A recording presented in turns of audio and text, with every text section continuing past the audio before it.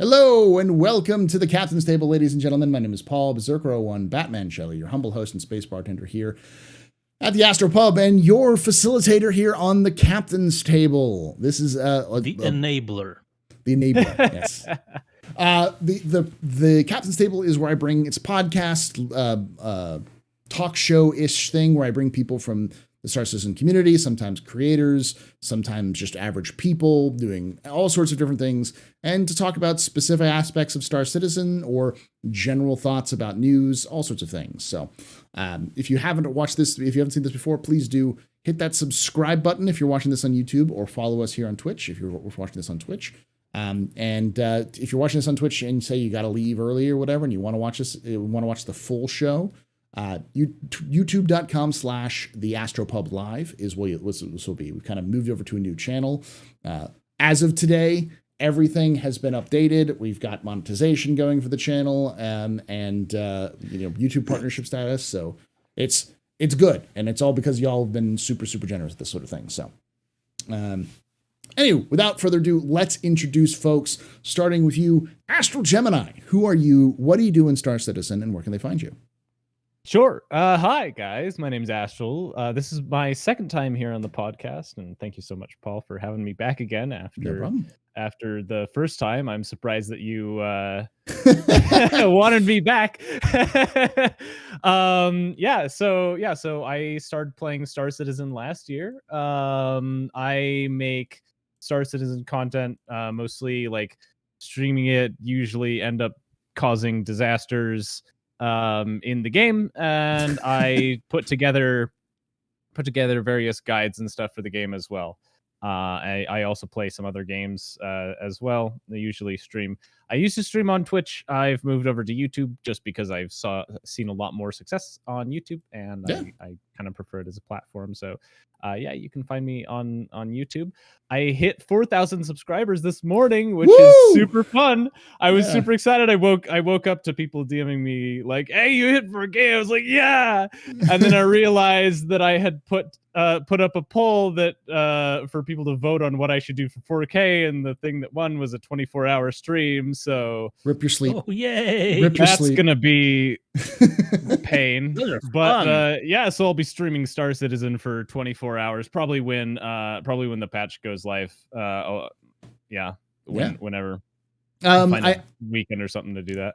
I have seen you do some videos like covering like ships and patches and other things like that. You tend to cover a lot of like new player guides, like should you buy Star Citizen, those sorts of videos. So if you like that sort of stuff. My most recent videos that have been doing really well is I've been doing component guides for all of the starter ships. So all the components that are I go through and find the components that find like the best balance between like performance and price, so that they're easy to get for new players, as well as where to find them, and total prices of things and other like alternatives for the components and stuff like that. So nice.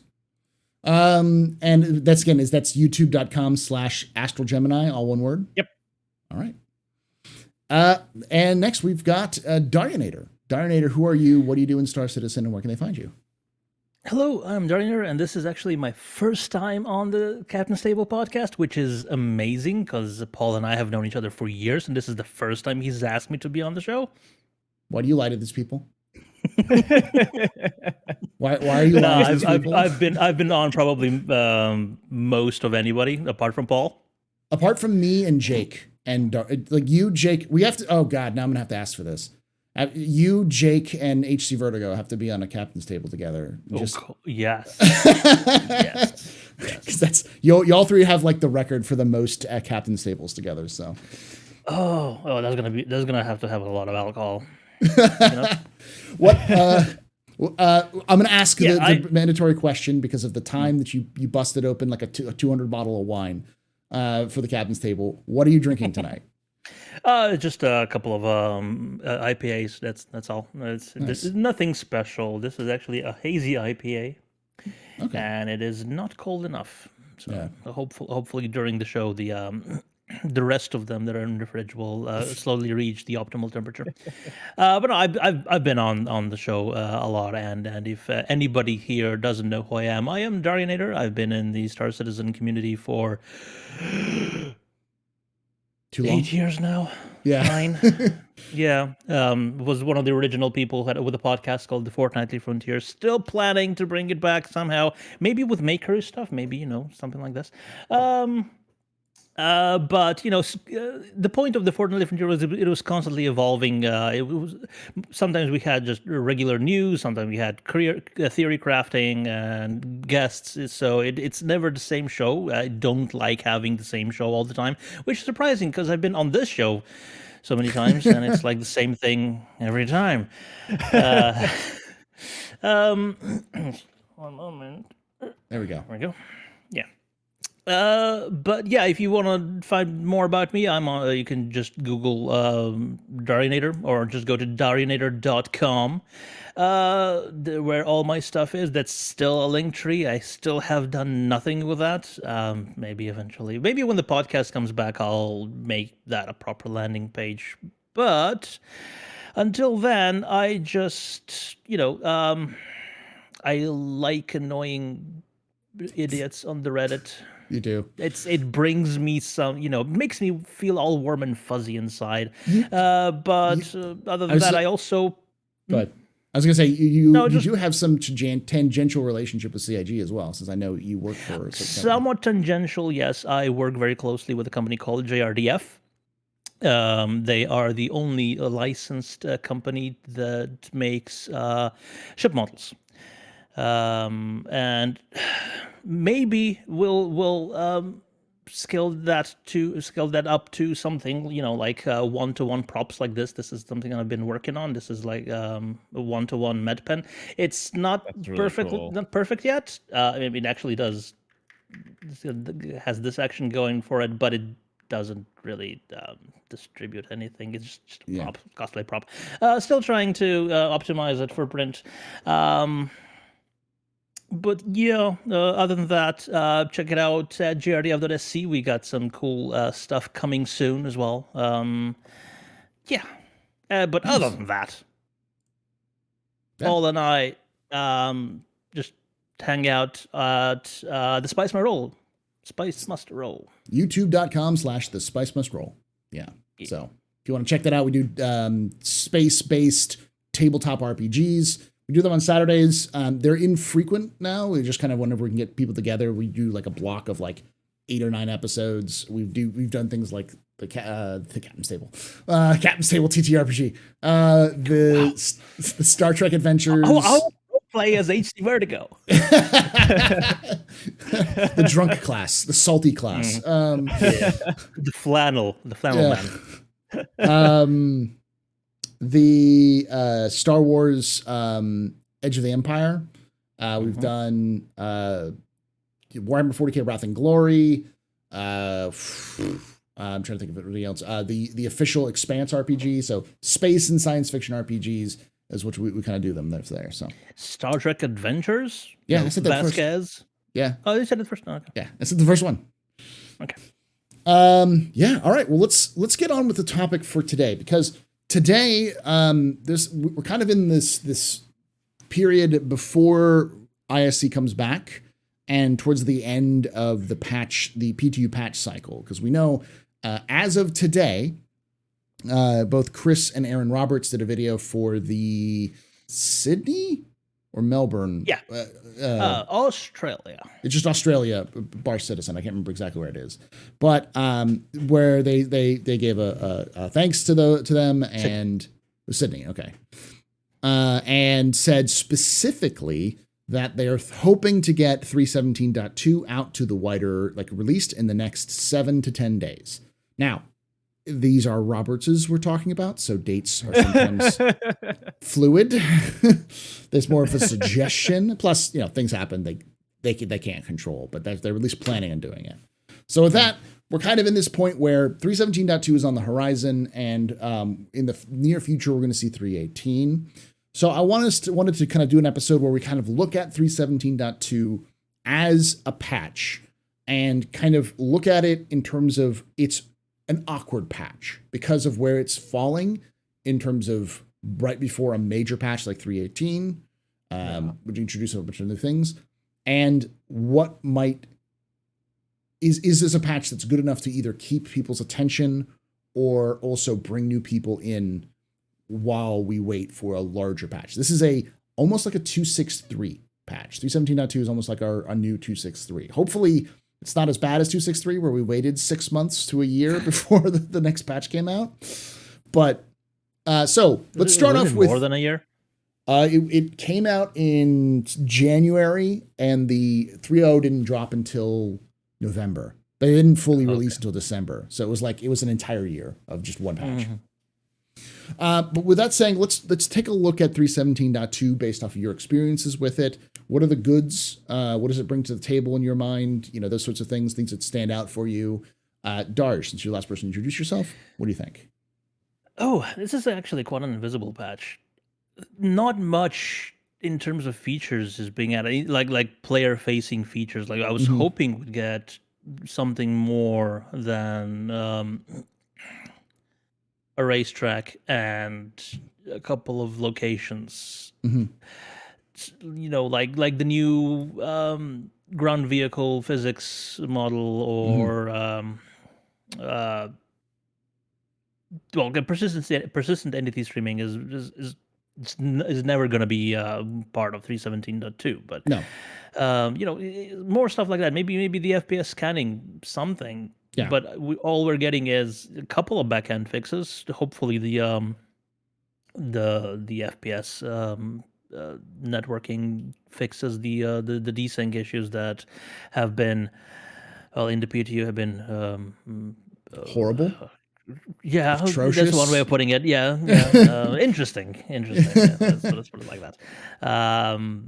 It's like someone when you saw the slider between good movement and horrible desync, and bad movement and good sync, and then just went past it. Yeah. Broke the knob and then threw it in the ocean. Anything else that stands out to you in particular? Not really, no. Okay. Astral, same question. Or sorry. It's like a bit more of 3.17. So, and I'll say this: 3.17 isn't exactly the best patch. No, exactly. It's like they gave us something just for it to be a patch while they're still making 3.18, which we all know is a monumental task. Yeah. With all the features that are planned. So yeah, it's kind of understandable that it's lackluster, and it's not, like I said, it's not the first time we've had this. Yeah. Astral, your thoughts on 3.17.2 so far? So I've been playing 3.17.2 a lot, actually, both on stream and just in my private time, doing some testing of various things and stuff like that. And I feel like 3.17 is a really polarizing patch, because there's actually quite a few really good things in the patch, and there's quite a few things that are like really not so good. Obviously the first thing is like vehicle based, like space combat. Hit registry and desync seems to be very much improved from my experience. The AI seems to pilot their ships a lot more smoothly. And it makes and this is from my personal experience at least, it makes the aerial combat feel a lot better. Unfortunately, FPS combat has really suffered. The desync is really, really bad now in FPS combat, worse than I think I've ever seen it. And NPCs teleporting and rubber banding all over the place. I remember in the Star Citizen live yesterday, people were actually talking about certain scenarios where if you are walking too close to other players, desync can cause you to collide with them and either take damage from them or deal damage from them. And if you're in an armistice zone, you'll actually get a crime stat. Or die. Which is, or both. which is pretty inconvenient. Siege But of there's a Orcs is lot gonna of be interesting. We'll talk there's about a it lot in of a moment. really nice like quality of life improvements. For example, the addition of a bunch of new Lagrange points all over the place. So every system has 5 Lagrange points now, or Lagrange point stations, I should clarify, that you can go to. So there's a lot more locations to visit in the verse, as well as and I'm not sure if it's intentional or if it's a bug. The elevators in Intentional. stations are Yeah. really, really fast now. wait, Like they're too almost fast. instantaneously. Mm. They're Yeah. almost instantaneous, and they don't seem to actually like pass through the middle of the like habitable areas of the station anymore. Like I haven't gotten It's murdered just by too a fast. station elevator in this patch at all, which is great. I know that Yeah. before the elevators used to go through the cargo deck, and you could hear the announcer going by. But Yeah. maybe they're just so fast now. The cargo deck doesn't actually have the time to load in, even though it passes through. Yeah, it's. I mean, potentially, and I think that having them be faster is nice, but they feel like too fast. That it's a little bit immersion breaking. I kind of wish they would tone it back a little bit, like keep them fast, but just not this fast, because they Maybe were like 2/3 the speed of what they are now. yeah, I think that would be a happy medium.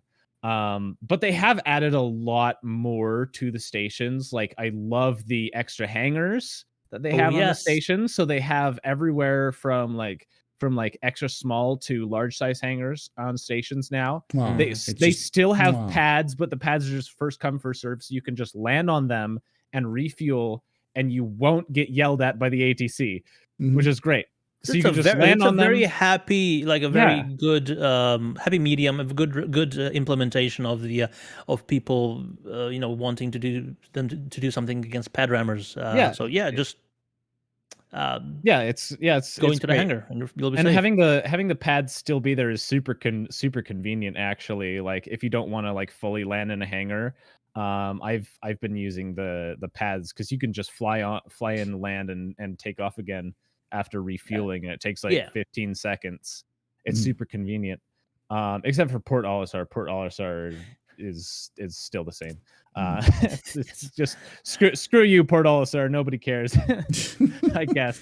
But like the new Derelict Reclaimer missions are super cool. I think there's like 5 different ones. Not actually had a single one of them complete. Really? Paul and I, we were playing there, and Ghost there Hollow. were and there was 2 of them, just 2 NPCs that we could hear them. They were inside. No idea where they were. They're inside the superstructure. Did you look on top of the Reclaimer? We did. Okay. Because I was doing one at Ghost Hollow once, and I was there for like an hour, and there was like 1 guy left. And finally, I like climbed up like onto the very, very top of like the big part of it, and he was up there. And I was like, "How did you get up here? How did you expect me to get up here without like glitching my way up these logs?" Actually, there is a path to mount and climb up. It's actually quite easy now that we know about it. But no, it was empty. Yeah, unfortunately. Yeah, the ones in space are super cool.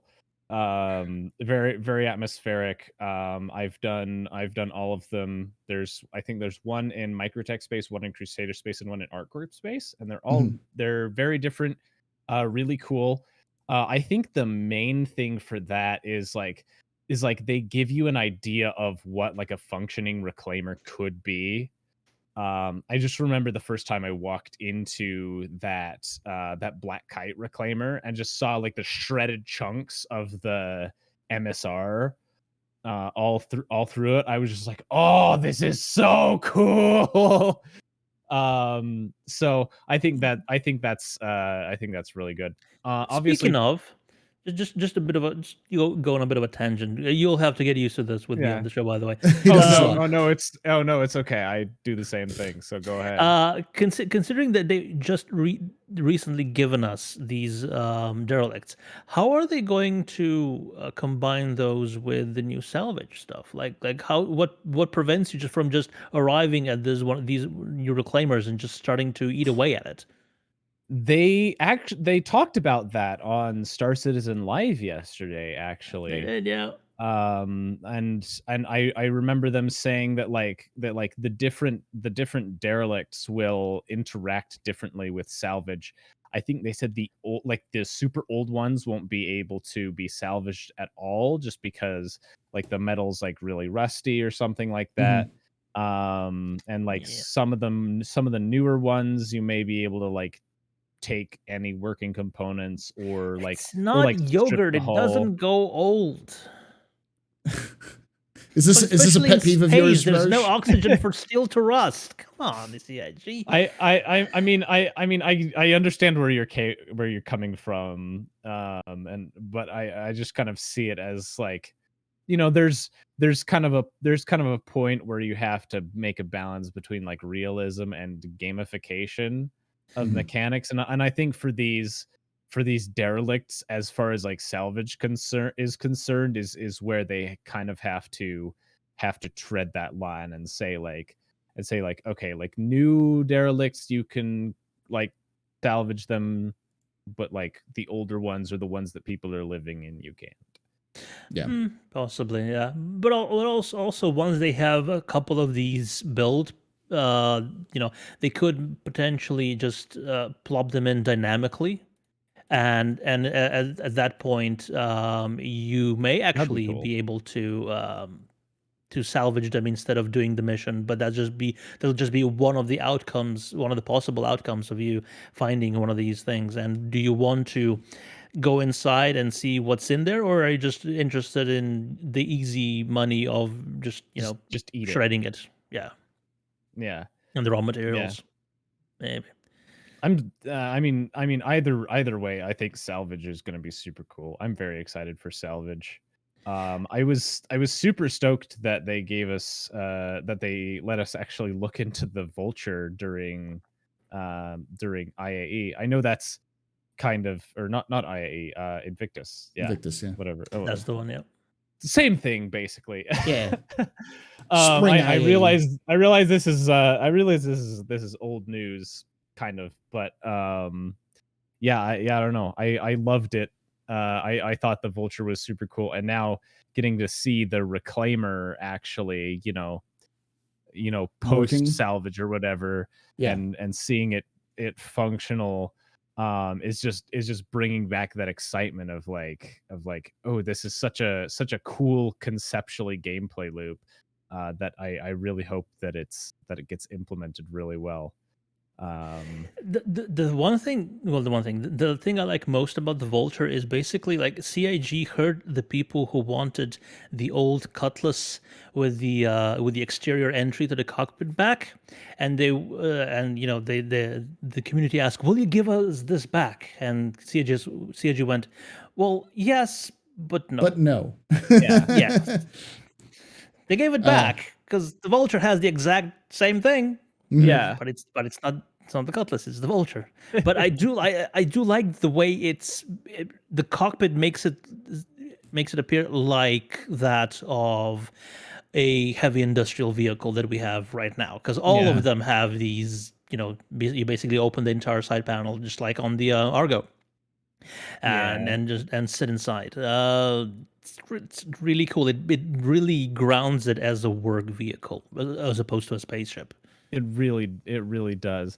Actually, you guys might find this weird, but you know what my favorite feature on the vulture was? So it was the component panels. Because on any other ship, you walk up, you open the component panels, you push the button, and then it goes like beep, yeah, and like very, very smoothly opens. On the vulture, you walk up to the component panel, and it's just like a cupboard door. It's just like very Drake. Very Drake. It's just like, I just thought, oh, this is awesome. This is perfect. Why spend money on actuators when we can just have a 50 cents of what are they? Hinges. Hinges. Just 50-cent door hinges. Buy some hinges from Space Home Depot and bolt them slap on them there. on there. Yeah. It was that was my favorite thing when I was walking through. I just sat there and like opened the component panels because they like squeaked every time you open them, and I was just like, this is awesome. It's important to to everything I wanted. It's important to remind people that all Drake ships are made out of recycled parts. So even brand new Drake ships will probably squeak. Where I living, where that shirt is cool. Hey, this shirt is always cool, man. I love it. All right. I have a whole closet full of these. So, is your name actually Tyler? Me? No. Yeah. Okay. No. Are you really Tyler Whitkin? That's what Tyler's saying. Are you Tyler's brother? Is this what this is? No. I'll go over my thoughts on 317.2. Like, because the thing about 317.2 that I'm a little torn about is that I feel like 317.2 adds a lot, but doesn't add a lot. It adds a lot in the sense that like, for instance, we kind of talked over this, but like people walking around like planetary nav mesh, they added that, which is huge. It's great. Yeah. The problem is it's still static. New locations. Yeah, it's still static. Only the new locations. They've only activated it in certain areas, and it doesn't work for all the AI, which is very typical in how CIG develops. They'll develop something, and then like the inventory system, a tiny bubble, and leave it in there for a year, and then come back. Yeah, when they're ready to expand out of it. Put it in one spot on a small scale, make sure it's working, and then put it out to the rest of the verse or whatever. Yeah, but like after a year or 2 years, it'll be multiple patches before they go back and add more to that. You know, the inventory system is a great example. Like, I know a lot of people are kind of upset about the inventory system, and they even said that it's not really a priority right now. But that's because they have one guy working on the inventory system. That was something the talk type says. Yeah, that person will be. He used the phrase "that person" when he was talking about one person, the teams working on the inventory. Yeah, well, and they're currently working on the Squadron 42 side of things. So and that one person, you know, like we forget that like it was 316 when we got inventory. It was only a patch ago. It's only been out for 2 patches. Yeah. It feels like it's been forever, but it's only been out for 2 patches. You know, speaking of 316, I still feel like 317 has more in it than 316 did. Because 316 did not have a lot. No. Yeah, 315. So in that regard, like I feel like, especially since it's not even like a main patch, it's like a 0.2 patch. Mm-hmm. I feel like it has like a reasonable amount of stuff in it. And combined with everything that we got in 3.17 and 3.17.1, I think there's a pretty good amount of new stuff to do, especially with the wipe coming. Mm-hmm. That will hopefully tide us over till 318. 317 introduced one of the best things in recent history, which was basically ability to sell to shops. Yeah. I mean, it's not much, but like it does a lot to be able to just get rid of stuff you don't want, or like to make things a little more interesting. I'll say 317.2 feels like a rounded out patch. It feels like they took everything they wanted to do with 317 and they finished doing it. Yeah. I will also say that for newer players, I think it's a lot more exciting than older jaded players like Darsh and I. Yeah. But at the same time, we've been on this roller coaster for way too long. Yeah. Yeah. And yeah, gosh, I don't know how to put this. Star Citizen 317.2 feels like a patch that is adding a bunch of stuff, but is still needs stuff. I say like the biggest downside of 317.2 is that the stuff that they're adding would be better with persistent entity streaming. Like, it would be better if when we go to Ghost Hollow, or we go to like say a outpost ruin, you know, like those ruins, when they have those reinforcements that come in, that if we get killed during that reinforcement stage, then when we come back, there will be more reinforcements there. And like the more the reinforcements come in, the more players, you know, those things will stay there. You can see that like with persistent entity streaming, you could see those ruins ended up with like 60 AI guarding it because of just how many times reinforcements have come in. Yeah. You know what it feels like? It feels like a 0.2 patch. It does. It does feel like a 0.2 patch. It's a great way of putting it. It's not bad. No, but it's just like, where's the fuck is all this manufactured drama coming from, Paul? It's really slow, isn't it? In terms of content, yeah. I think that's Yeah. that's the big thing. It's like I don't think there's any like manufactured drama. I think there's a lot of people who are upset about stuff, but that's just because we're kind of in a weird summer lull period, like a lot of stuff. It just, I think for me personally, the biggest addition for 317.2 is the damn artifacts. The things you can find in those outposts, those ruined outposts, which are worth absolutely nothing. But and you can't do anything with them. No. You can just find them and have them to have them, and that's it. But they're cool. Like it's the first version of a collectible that I'm like, I want to collect this. I want to collect all of them because for me as a lore person, this is the lore. This is them bringing the lore into the game. Yeah, like a cork board and blue tack, so you can just go in your ship and and just have them there. Well, I mean, I was saying this with in the video that I made on the Reclaimer Derelicts, which is I want to know more about how that ship got there. What was the history of that ship? Like, what was it doing beforehand? How did the Nine Tails get involved? Yeah. Or it goes hollow. How did the Nine Tails end up getting here? So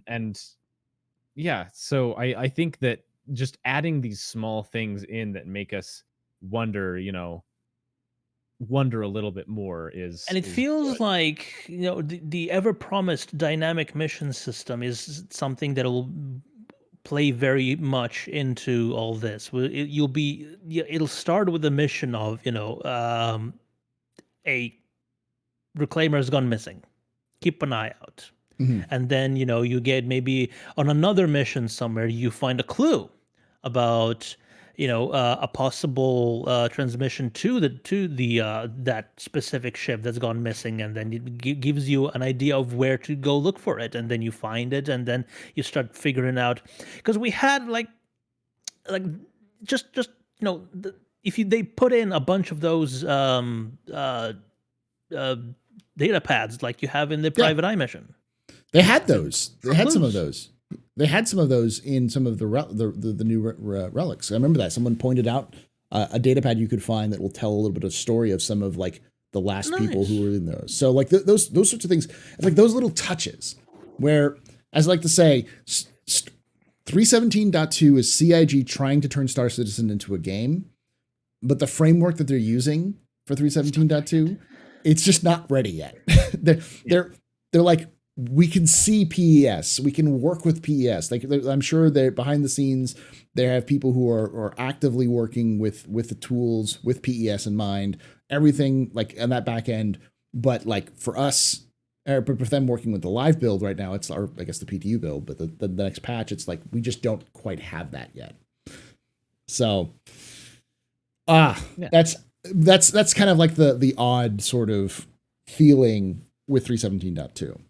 They're making their pizza. They've got all the ingredients except for the dough. That's still fermenting. It's like they want to make the perfect Neapolitan pizza, but it's still only been 24 hours into the 72-hour fermentation cycle for the dough. So but they got to give us something because we're hungry. So so they take, and then we get salmonella because the mozzarella cheese and some pepperoni slices and hand it to us and say, "Here, it's a charcuterie board." Yeah, and it's really good mozzarella and really good pepperoni, but it's not pizza. And you're sitting there saying, "Well, yeah, like the charcuterie board is delicious. I still I ordered a pizza." Yeah. But now the next question I'll have, and this will be probably the last question before we go into the question and answer session, and we'll start with you on this one, Astral. Do you think 317.2, do you think this is a good holdover until 318? Do you think people will stick around with 317.2 until, October or November when we get 318 out? I feel like it's a pretty good holdover. I think that with some of the new missions that they've added, and just the kind of variety of things that they've put in that we can do in this patch, Mhm. especially with the wipe coming, so people are going to want to be actively playing the game to get their ships back that they bought in game, or get the components and the equipment for their ships and stuff like that.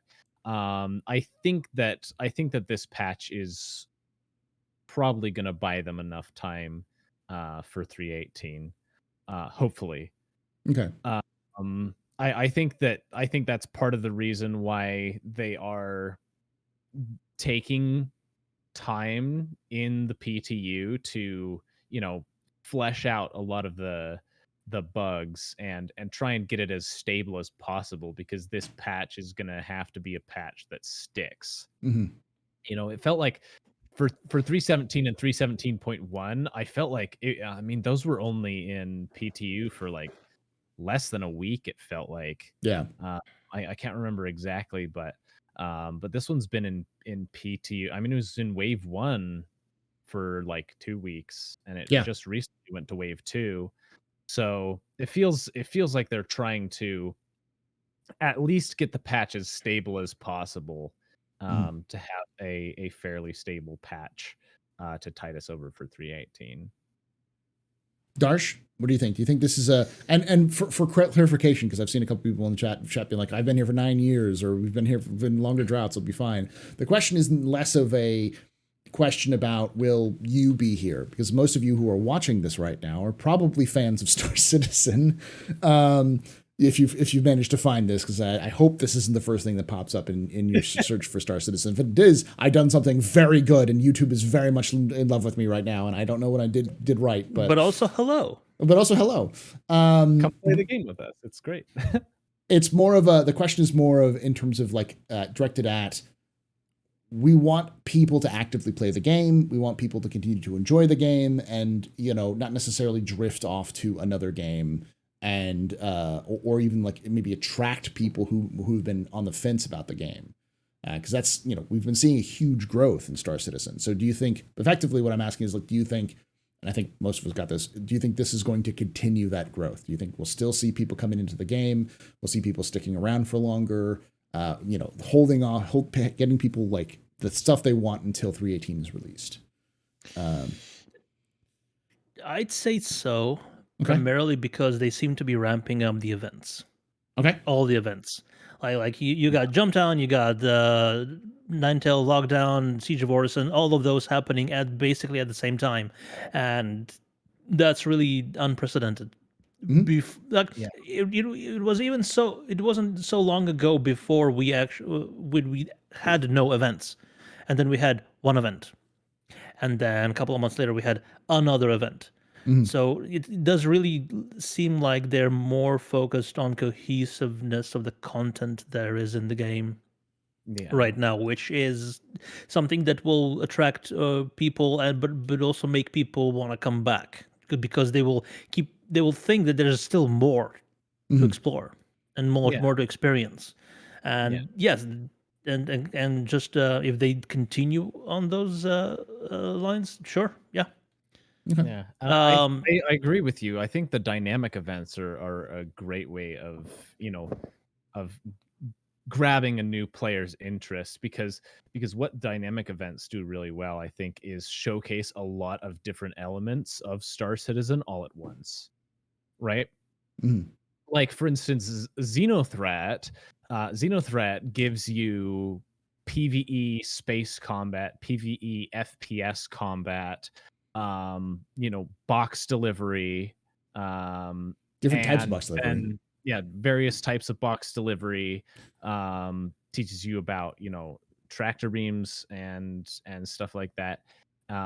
Shows you these derelicts, and at the very end of it, shows off a javelin fighting off like 3 Idrises, which is super cool, like spectacle wise, and makes people think, wow, there's so much stuff I can do, and there's these, awesome, massive ships.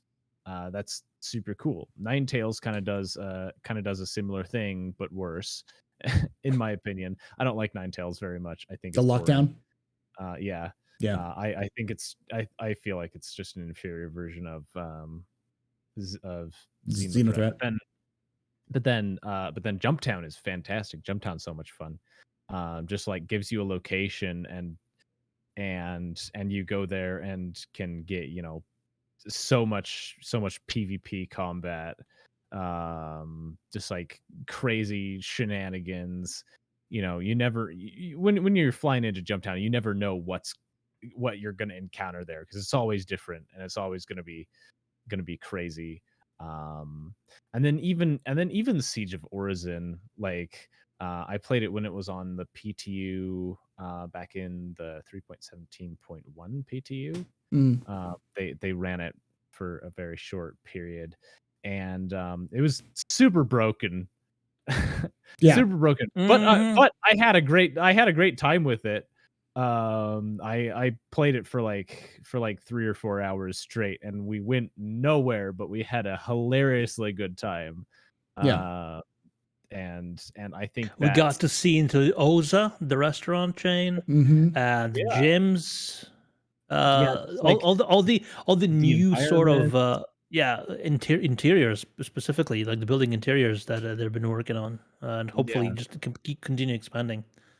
Yeah, and I think that and so that's one thing that I think that these events do really well, is just provide, an hour or a couple hours worth of really, really concentrated fun. And for a new player, I think that's something that does a really good job of being like, wow, that was like so Mm-hmm. much fun. If I play the game and, get some money to get better guns or better equip my ship, then I could do better the next time that event rolls around and stuff like that. And then in the process of doing that, they find out more things about the verse, and I think that's a great way of kind of bringing in newer players in a pretty pretty smooth and seamless way. Yeah. I think that's the key. And I think CIG has learned this, is that their dynamic events, the equivalent of a dynamic events is like a raid or a dungeon in Star Citizen. Yeah. It's the closest you're going to get to a raid in Star Citizen. Yeah. And because you got to prepare for it like a raid, you got to work together with other people. It's not a soloable thing. And CIG knows now, like they're like, this is our key. This is the thing that's going to make us unique and let us stand out against the other groups, because eventually they can just trigger these whenever they want to. And they almost for certain know that 317.2, the way they're going to get people to stick around, just like, here's all of the events. Because like y'all said, like Ninetales, I don't hate the Ninetales lockdown, but I understand why a lot of people who just recently played the Ninetales lockdown, because they had that running, who are brand new players, were like, this is amazing. It gives you that like space dogfighting experience. And for me, it's kind of like, I kind of sit there and go, wait till you see Xenothreat, because none of them have seen Xenothreat yet. Xenothreat, where you have like 4 times the amount of enemies to do, and you actually have things to do other than fly to an area without quantum and sit there for half an hour, and then fly to another area without quantum and sit there for half an hour. And like the ending part of Ninetales is really cool, because you get like 30 hammerheads and an Idris. Ninetales lockdown kind of reminds me of one of the earlier Wing Commander games, because those were basically the patrol missions. Yeah, like you went go to a an location, area, kill everything. Yeah, go on to another area, kill everything, go back to the main base. Yeah. The Xeno Gas Cloud is also fantastic. Yes, Papa Freedom. It's so good. So good. They've updated it. Have you been there? No, I haven't. In 317.2. I don't know if I'm just like remembering it incorrectly, but I went there in this patch and they've updated it. There are some absolutely colossal asteroids there now.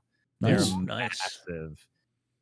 So it's not so basically just another Microtech Lagrange point gas cloud like all the others. Like if you don't know, if you haven't noticed this, every gas cloud of a certain orbital distance is the same.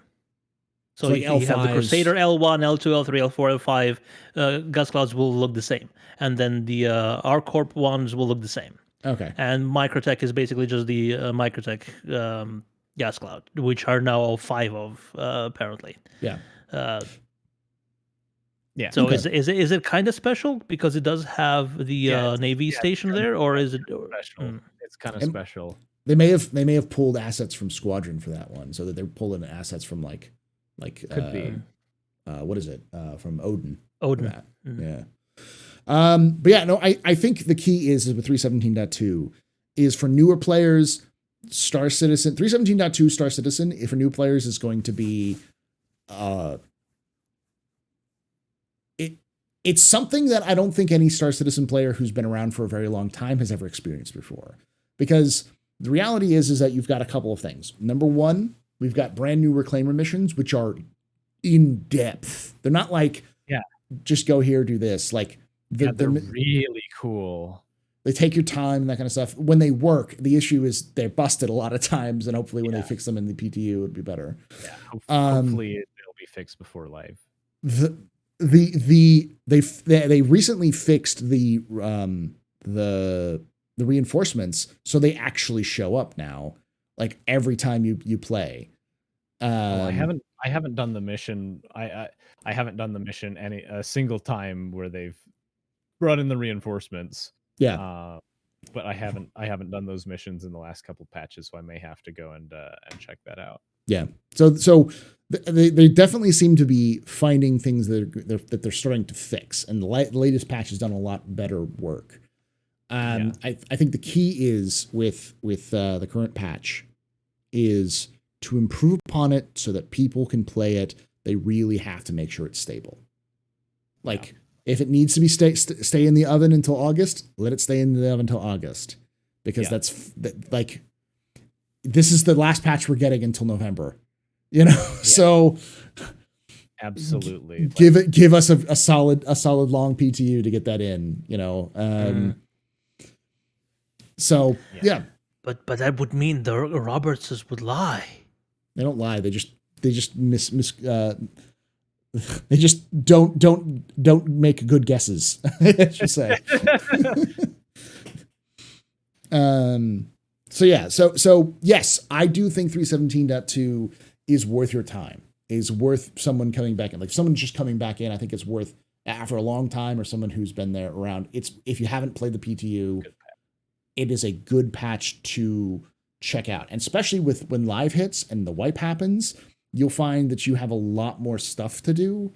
Plus, like, I just remembered there's the illegal missions, the illegal hauling missions, which I forgot about because I'm so enamored with everything else that's in there. So there's a ton of stuff there. It's just CIG. I think the only concern I have with it is CIG needs to make the AI better, the FPS AI better. Oh God, yes. That's the problem.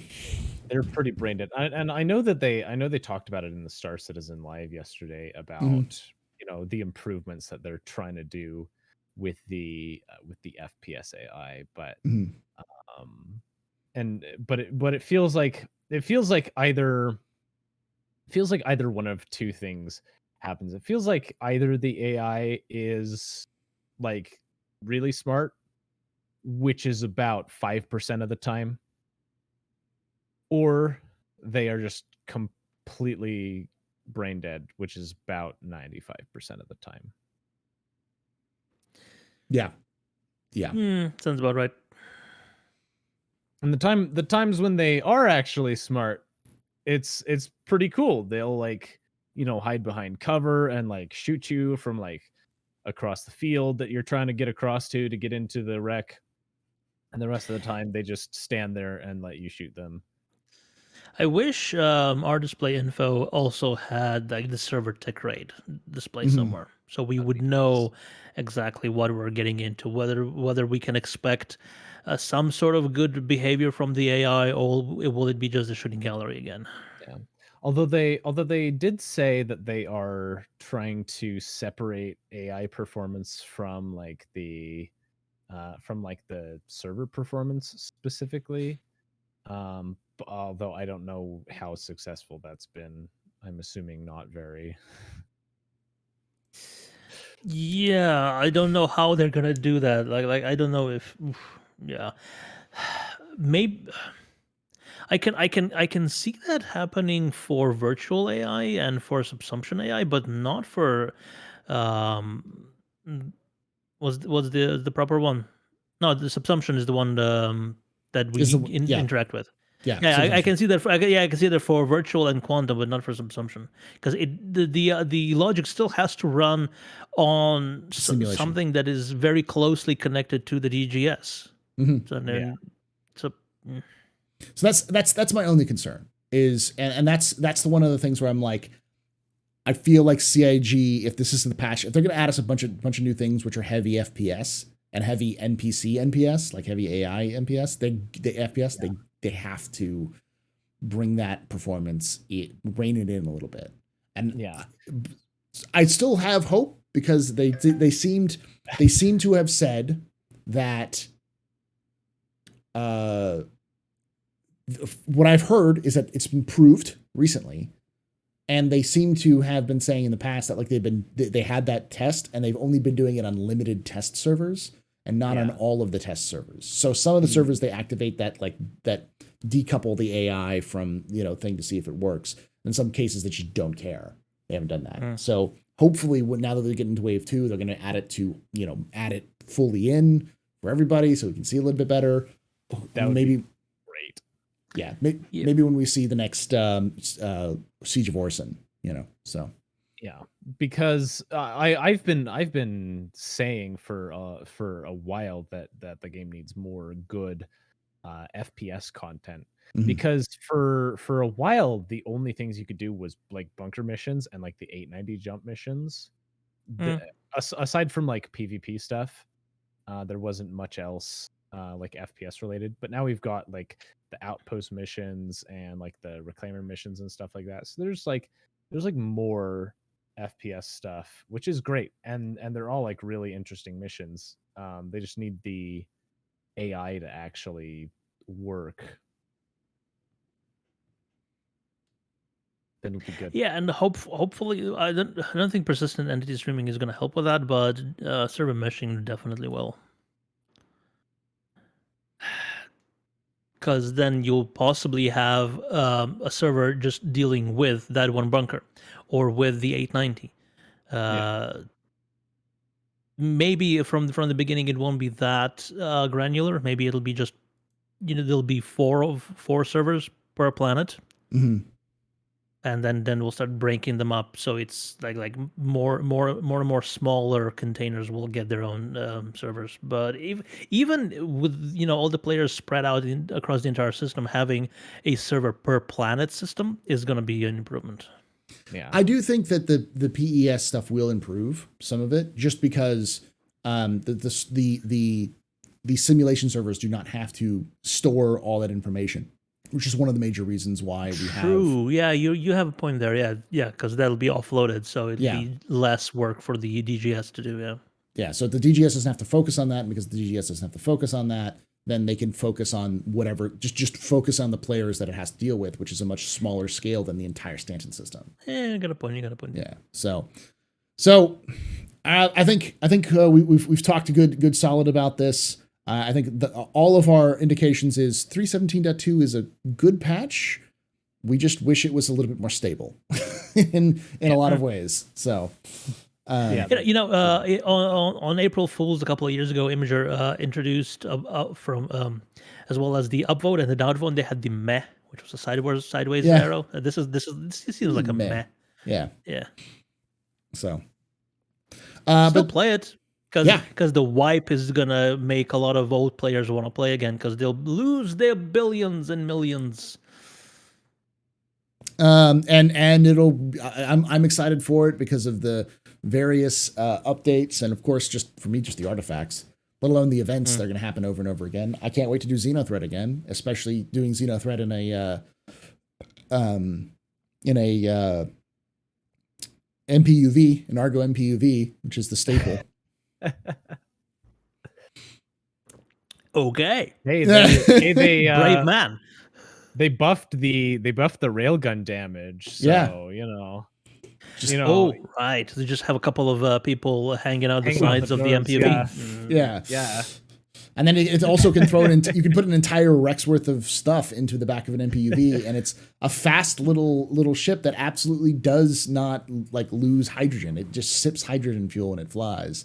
So It's tiny, yeah. Yeah. I've never actually thought about using the MPUV for like the Xenothreat back and forth, but Yeah. it might actually do okay. It's one of the best slow boating ones because it's smaller, so it's harder to hit, and it has a very low signature.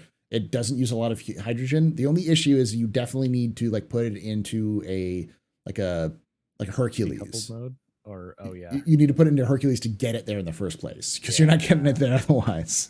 Yeah, well, it's like it's also very good at preventing you from accidentally going into quantum with the quantum sensitive cargo on board because it doesn't have a quantum drive. Exactly. And like I said, you can fill an entire wreck with it and slow boat it if you did it right. And you can put one or two people in the back with railguns and take out an Idris. So, yeah, and you can put. It'd be amazing if we had like portable weapons lockers and you just put like a bunch of them in the back of the MPUV and just have a bunch of railguns or the Animus rocket launchers in there. So yeah. Hey, or crates with ammo. Come on. Okay, so not many people actually know this. You can actually fit an MPUV into a Valkyrie. Mm-hmm. It does fit in the back. Barely. It's very tight. Yeah, very, very tight, but you can actually fit it into a Valkyrie. You know what else you can fit into a Valkyrie? A lot of soldiers with railguns. There you go. You have a drop ship inside your drop ship. It's like a two Duncan. All right, y'all. Thank you so much for watching us. I'm going to move on to the question and answer session after right now. So thank you all for watching. If you did enjoy this, make sure that you are following or subscribing to Astral Gemini on YouTube. Check out JRDF website as well as the Spice Must Roll, and go to Darjanator.com for all of his wonderful social media links and to his Twitters and such. And if you enjoyed this, please hit that subscribe button if you're listening to this on YouTube or watching this on YouTube. Who am I kidding? You're listening to this because you don't see the amazing stunts that I'm doing in the background. One of these days, I'm just going to have like someone on the screen doing crazy stuff and see how many people go, wait, there was what? You had some famous celebrity in the background the entire time? Yes, you didn't even. Chris Roberts will just be in the background right here. They'll just walk on and off and no one will say anything. Is Chris Roberts on Cameo? I don't know. That'd be great. But if you are watching this on YouTube, make sure you hit that subscribe button if you haven't already done so. Just because we do this every week. If you want to join us live, twitch.tv/TheAstroPub at 6 p.m. Eastern, 3 p.m. Pacific. Come join us live and ask questions of the cast and, participate in the whole live broadcast as well. With that all being said, thank you all for watching. And like I say every time, hope to see you someday in the black.